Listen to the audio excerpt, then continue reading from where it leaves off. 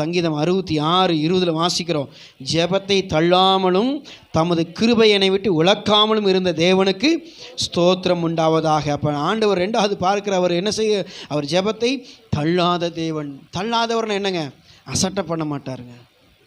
ஜெபத்தை ஆண்டவர் என்ன செய்ய மாட்டாருங்க, அசட்டை பண்ண மாட்டாருங்க. உங்கள் ஜெபத்தை ஒரு நாளும் தேவன் தள்ள மாட்டாருங்க.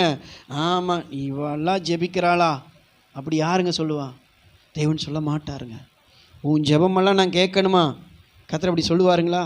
நீ எல்லாம் ஜெபிச்சு அதை நான் கேட்கணுமா? அப்படி ஆண்டு செய்வாரா? நெவர். ஆண்டவர் அப்படி செய்யவே மாட்டாருங்க.